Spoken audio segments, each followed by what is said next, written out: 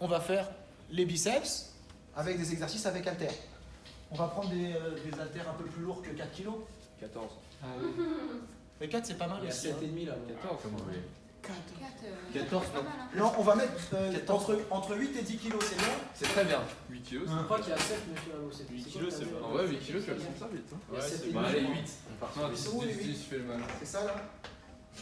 Il y a 7 et demi. 7,5. 7 et demi. Ils s'en sortent. Alors, on peut les faire debout, les exercices, et on peut les faire assis.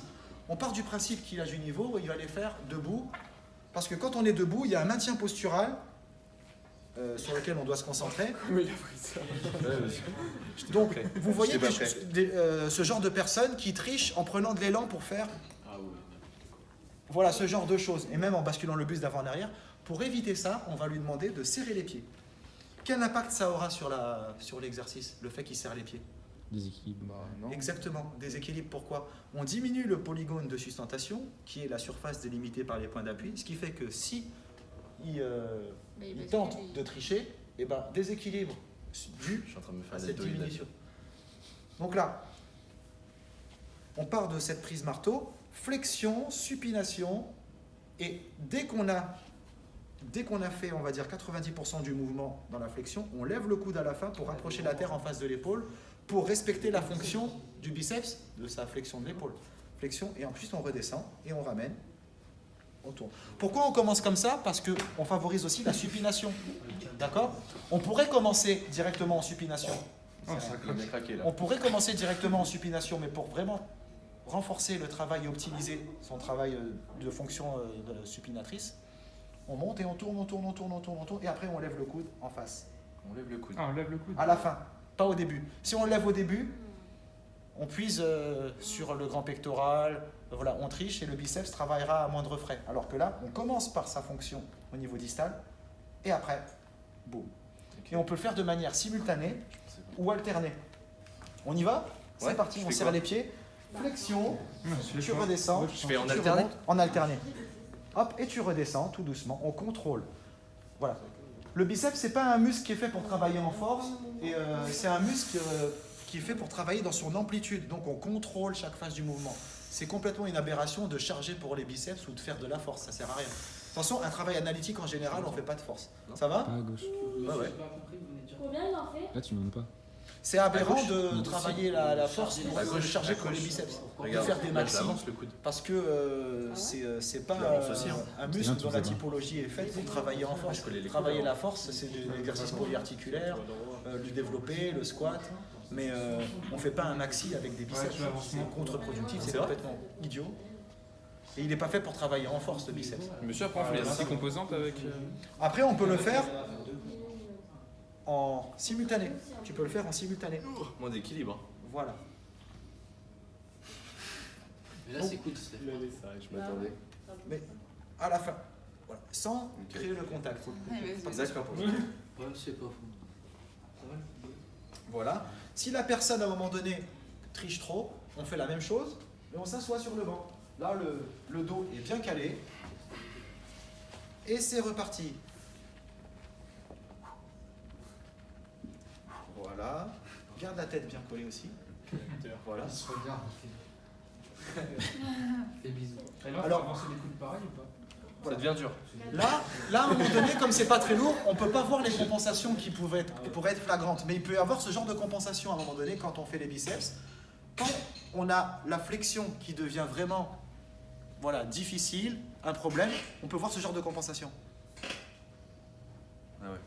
Un tirage pour compenser avec les muscles dorsaux. Donc on peut voir ce genre de choses. Là j'exagère, mais ça peut être Ouais, subtil. Les personnes qui tirent Ouais, en même comme ça. temps que faire la flexion. Voilà, tu peux tricher pour la vidéo. Non, c'est trop flagrant là. Trop flagrant, comme ça. Voilà. En fait, on voit ce genre de choses. Hop, et on redescend, vous voyez.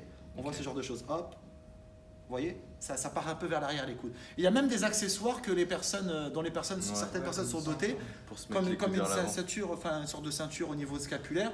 Et il y a des supports ici, en plaque, ce qui fait qu'on ne peut pas basculer les coudes vers l'arrière et on n'est que sur la flexion. Donc c'est pas mal. Donc voilà, on a vu flexion. Avec la barre, comment ça pourrait être? c'est la même chose, sauf que là, on est en supination dès le départ. Donc, on peut prendre une petite barre. À 20 kilos, ça va être Ça va. Il n'y a pas une petite barre? Elles sont toutes Ça fait grosses. 10-10. Là, il y a des plus petites. Voilà, celle-ci. Voilà. Bon, il y a des barres normalement pour travailler les biceps. Le Z. Voilà, les barres Z ou les barres un peu plus courtes, mais on peut prendre celle-là, c'est pas grave. Donc là, on travaille plus en bilatéral, c'est un peu plus global, c'est pas, on va dire, on travaille vraiment. Toujours assis? Non, debout cette fois-ci. parce que D'accord. Si ça va être chaud. D'accord. Voilà, donc c'est la même chose. Écartement. Voilà, les coudes près du corps, l'écartement, voilà, est là. Là, on est déjà en supination, on ne peut pas faire la rotation parce que la barre ne nous permet pas de le faire. Et là, flexion, et tu redescends. Donc là, pareil, Qui c'est là? pied serré, oui. Pardon. On fléchit, et à la fin, on monte les coudes. Voilà, et on redescend. C'est vrai que j'ai pas l'habitude de passer le coude sous l'épaule. On bloque. Ah, moi aussi, j'étais persuadé qu'il fallait Ouais, garder les moi coudes aussi. en arrière, au contraire. Bah, si tu Moi, gardes je les- pensais qu'il fallait garder les coudes pareil collés au buste. Je crois que le buste, même en arrière, est vraiment. Bah, après, tu peux faire ça si tu veux vraiment isoler dans sa fonction, on va dire, distale, dans sa fonction de l'avant-bras sur le bras. Mais si tu veux travailler vraiment sa fonction au niveau biarticulaire, parce qu'il s'insère sur deux articulations, non seulement tu joues là, mais après tu joues dans sa fonction de flexion de l'épaule. Ok. Voilà, c'est au niveau fonctionnel. Mais bien sûr, après, on n'a pas vu avec l'autre groupe parce qu'on était dans l'autre salle, mais on pourra voir des travails d'isolation où tu fixes l'épaule, tu mets en insuffisance les insertions sur l'épaule pour travailler que la partie distale. Mais ça, j'ai lu que pareil, tout ce qui était sur. Comment ça s'appelle? Comment ça s'appelle le. Ouais, c'est bon. Erwan, comment ça s'appelle? Tu sais, le truc pour travailler comme ça là. Le branlari Scott, Ouais, le pupitre. Voilà, j'ai vu c'est travailler le au même, pupitre, c'était mauvais. Mauvais pourquoi? Ah, je sais plus, faudrait que je regarde pourquoi. Mais j'avais vu que c'était. Tant qu'on justifie, on explique. Hein. Pardon. Monsieur, l'occlusion vasculaire, vous l'utilisez ou pas? Tu sais, ça existait depuis des décennies, tout a été fait, Même Schwarzy, il s'entraînait même avec un sac plastique pour éviter l'oxygène, mais comme on est en aérobie, ça sert à rien. Et l'occlusion, ça sert à quoi? Tu crées une ischémie, et alors? Bah, dans la réadaptation, il paraît qu'on peut. Enfin, mince. C'est 10 fois plus difficile, je crois, Bah, pour bien une sûr, charge plus légère. Du coup, on peut pas se blesser une partie bien sûr musculaire. que c'est plus difficile. Tu crées une ischémie, le muscle bloque les canaux sanguins, donc il n'y a plus d'apport. Bien sûr, c'est comme si tu faisais un maxi. Mais à quoi ça sert? Et travailler avec de l'électrostimulation en plus Ça a été prouvé, oui, ça marche. sur l'hypertrophie. Mais pas un Sporelec que tu achètes au marché. C'est, Ouais, non, bien sûr. voilà. Céphare ou Compex. De toute façon, ils ont fusionné les deux maintenant. Et c'est quelques milliers d'euros. Ouais, ça marche. Voilà, mais ça marche, l'électrostimulation. Mais concernant l'occlusion, oui, ça marche. Bien sûr, la personne aura des difficultés avec une charge moindre. Il n'y a pas de contrainte au niveau articulaire aussi. Non, mais après, à quoi ça sert? Faut faire gaffe, quoi. Enfin, comme je vous dis tout à l'heure, c'est bien, ok, on est curieux, mais comme je vous ai dit, est-ce que ça va payer votre loyer, remplir votre frigo et payer vos factures de savoir ça? Il faut toujours essayer d'utiliser des choses qui vous serviront dans votre vie. Moi, j'étais à votre place il y a plus de 10 ans. Je me posais toutes ces questions. Mais sur tout ce que j'ai appris, j'ai retenu que 20% moi, de ce que j'ai appris à la fac, qui m'est vraiment utile maintenant dans ma vie.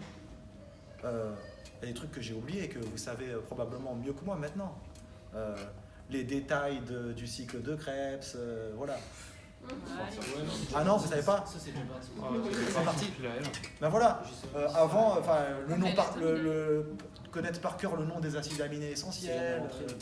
Ça sert à rien. C'est pas que ça sert. Enfin, Enfin, pour nous. voilà. Attention, J'ai c'est rien à signé. dire. Le molécule de glucose, c'est 6H12 aussi. Ah, c'est bien ça. Et alors, Des légumineux avec c'est 6H12 aussi, ok. Ça va te donner un client en coaching, ça? Ouais, non.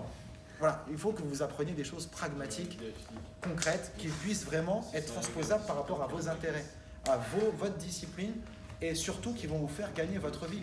Combien, moi, en 10 ans, j'ai vu des personnes hyper compétentes abandonner parce qu'il n'y avait pas de débouché, ils se sont reconvertis en astite, quoi, alors qu'ils sont hyper compétents. Au mieux, ils travaillent à Decathlon ou à Action, quoi. C'est quoi ça? C'est-à-dire qu'ils sont diplômés, mais ils font pas la chose qui les passionne. Non, c'est dommage. Hein. Nous, on est triste avec M. Chapeau quand on voit des personnes hyper compétentes. Voilà, pas utiliser leur savoir pour gagner leur vie avec ça, quoi. C'est chaud. Hein.